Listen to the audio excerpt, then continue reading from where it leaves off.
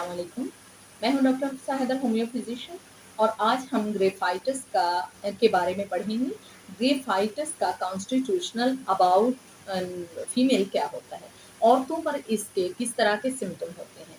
जो ग्रेफाइटिस की लेडी होती है उसको पीरियड देर से आते हैं। ग्रेफाइटिस की लेडी बहुत ज़्यादा डरती है। ग्रेफाइटिस की लेडी जो है ये खासतौर पर फीमेल को होते हैं, मेल को भी होते हैं। मेल का भी सिम्टम थोड़ा इसी तरह का होता है, मगर ये फीमेल में ज़्यादा इसका जो है इसका कॉन्स्टिट्यूशनल कुछ ज़्यादा डिटेल है। अगर ये झूले में बैठती है लेडी तो तब भी ये डरती है। बड़े जो झूले होते हैं उसमें पानी अगर है तो उसमें भी डरती है।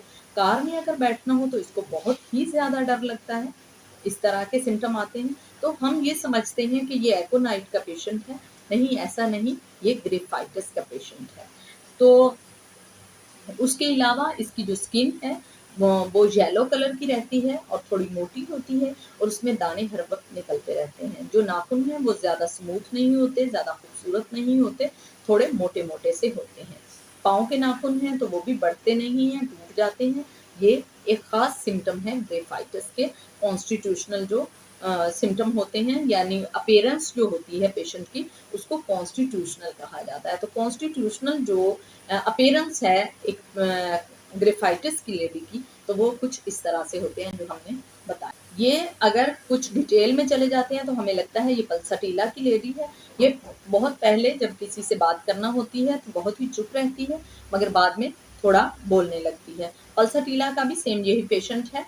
पल्सटीला का अगर क्रॉनिक बात की जाए तो ये ग्रेफाइटिस बनता है। जहाँ पल्सटीला काम करना रोक देती है वहाँ पे ग्रेफाइटिस काम करती है। अगर ये घर अपने घर को लेकर पूरी दुनिया को छोड़ सकती है, ये ऐसी लेडी होती है।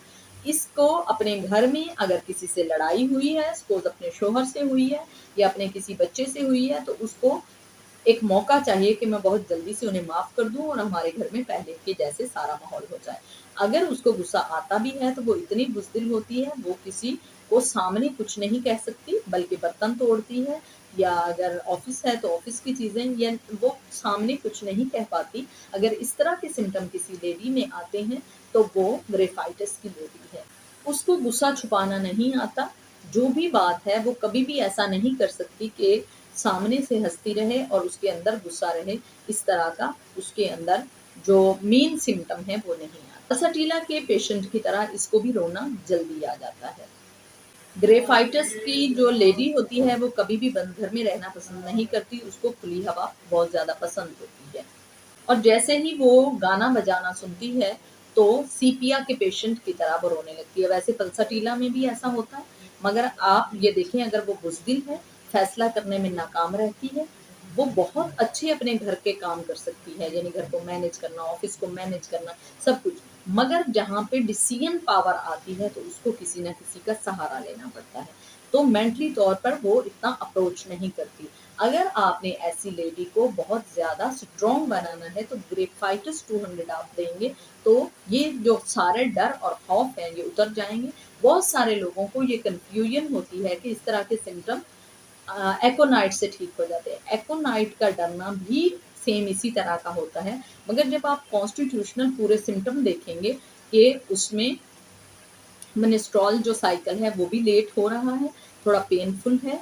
प्लम्बम मेटेलिकम की तरह उनके पाँव में बहुत ज़्यादा ताकत ख़त्म होती जा रही होती है, फोनियम की तरह भी ये लगता है। मगर ये अगर सब कुछ उसके साथ हो रहा है, आँखों में ख़ारिश भी रहती है, आईलिड के पास ड्राइनेस भी रहती है, तो फिर वो और फैसले भी उसके इतने ज़्यादा स्ट्रॉन्ग नहीं होते, ये किसी का सहारा लेते हैं, तो डेफ़िनेटली आप उसे ग्रेफाइटिस देंगे और ये डीप एक्शन रेमेडी है और बहुत ही जल्दी इसका असर होगा और उसे फैसला करने में कोई दिक्कत नहीं आएगी, उसकी पर्सनैलिटी स्ट्रॉन्ग हो जाएगी।